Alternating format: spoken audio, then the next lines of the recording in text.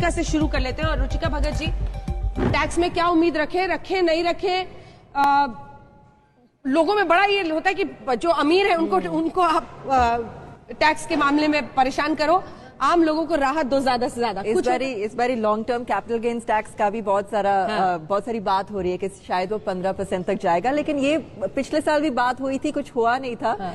पता नहीं कि ये सिर्फ अगवा है या वो एक्चुअली परहैप्स ये चीज देख रहे हो। लेकिन रुचिका, मिडिल क्लास के लिए क्या एग्जेम्पशन हो सकता है, क्या रिलीफ हो सकता है? क्योंकि इतना ज्यादा मतलब रूम नहीं है रियली फॉर चेंज। उन्होंने काफी डायरेक्ट टैक्स को स्ट्रीमलाइन किया हुआ है, तो उसमें भी बहुत सारे ऑप्शंस नहीं है गवर्नमेंट के पास। क्या हो सकता है रिलीफ के मुताबिक?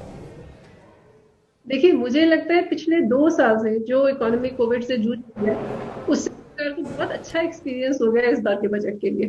तो मुझे लगता है ये बजट जो है थोड़ा सा सटीक होगा जब हम टैक्स पॉइंट ऑफ व्यू से बात करते हैं। तो रीजन बीइंग कि आप अगर देखें, बहुत सारी ऐसी डिडक्शंस हैं, अलाउंसेस हैं। इनफैक्ट हमारा जो टैक्स स्लैब है ये ऑलमोस्ट 14-15 से सेम चल रहा है।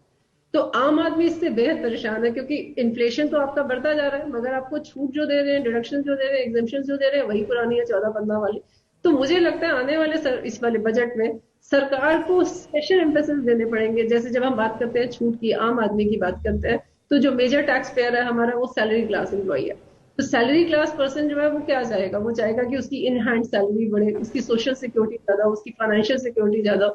इन सब चीजों को ध्यान में रख के, जैसे हम बोल रहे हैं आजकल की स्टैंडर्ड डिडक्शन जो है वो तो बढ़नी ही चाहिए, क्योंकि स्टैंडर्ड डिडक्शन हमारी 18-19 में बढ़ी थी।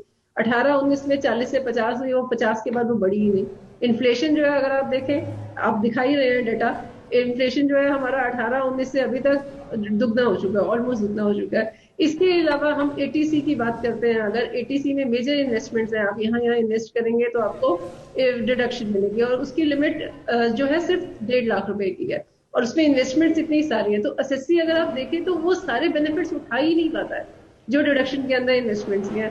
तो मुझे लगता है आने वाले बजट में सरकार को क्या करना चाहिए, उस इन्वेस्टमेंट्स को एक अलग उसमें टैक्स ब्रैकेट में डालना चाहिए, जिससे एसएससी उसका पूरा फायदा उठा सके। जब हम कैपिटल गेन्स की बात करते हैं तो कैपिटल गेन्स में ही अगर आप देखें, लॉन्ग टर्म कैपिटल गेन्स पे जो हम टैक्स लगा रहे हैं वो हमारा 10% है, उसमें एग्जेम्पशन मिलती है 1 लाख रुपए की, जब इन्वेस्टमेंट की बात करते हैं। तो इससे क्या है कि अगर आप आम इंसान जब इन्वेस्ट करने के लिए जाता है तो उसको पहले ये डर रहता है कि मुझे टैक्स भी पे करना पड़ेगा काफी सारा। तो ये जो एक डर है, मुझे लगता है इसको हटाना है कि वो खुल के इन्वेस्टमेंट कर सके, खुल के वो सेविंग्स कर सके। तो सरकार को इस आने वाले बजट में बहुत सारे मेजर अमेंडमेंट्स करने पड़ेंगे, चाहे वो टैक्स से रिलेटेड है। आपको लगता है रुचिका जी कि डायरेक्ट टैक्स की जगह वो इनडायरेक्ट टैक्स पे कुछ और कर सकते हैं? जीएसटी भी नॉर्मलाइज रेट और एवरेज रेट अभी is more like 11% versus 18% where they started. लेकिन जीएसटी तो उनका कलेक्शंस बढ़ रहे हैं और उधर भी इतना लगता नहीं है जैसे कि वो सिंप्लीफाई करेंगे ओवरऑल रेट। तो रिलीफ आपको लगता है कि कहाँ से आएगी? सबसे बेस्ट ऑप्शन क्या है? मिडिल क्लास को मतलब कहाँ देखना चाहिए कि गवर्नमेंट डिलीवर करेगा?